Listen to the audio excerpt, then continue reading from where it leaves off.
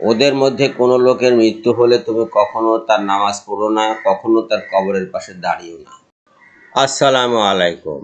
কোরআনে এমন সুস্পষ্ট কথা থাকা সত্ত্বেও সজল রোশনের দোহাই দিয়ে কথিত আহলে কোরআন বলে বেড়াচ্ছে যে কবরের কথা কোরআনে নাই। আসলে কি তাই? কবরের কথা কোরআনে আছে। সূরা তওবার 84 নম্বর আয়াতে স্পষ্ট উল্লেখ আছে, রাসূল সাল্লাল্লাহু আলাইহি সাল্লামকে কোনো মৃত ব্যক্তির জানাজা পড়তে নিষেধ করা হয়েছে এবং তাদের কবরের পাশে দাঁড়াতে নিষেধ করা হয়েছে। তাহলে কবরও আছে, জানাজার সালাতও আছে, আর না নিষেধ করবেন কেন আল্লাহ পাক?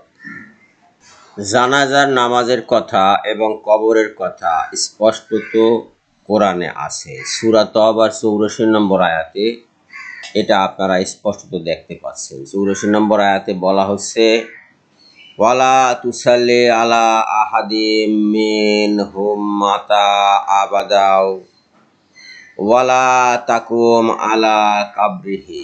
ওদের মধ্যে কোনো লোকের মৃত্যু হলে তুমি কখনো তার নামাজ পড়ো না, কখনো তার কবরের পাশে দাঁড়িও না। রসুলকে নির্দেশ দেওয়া হচ্ছে যে তার জন্য নামাজ পড়বে না। এই নামাজ মানে জানাজার নামাজ, আর কবরের পাশে দাঁড়াতে না করছে। এখন এই যে কবরের পাশে দাঁড়াতে না করছে, তার মানে কোরআনে কবরের কথাটা আছে।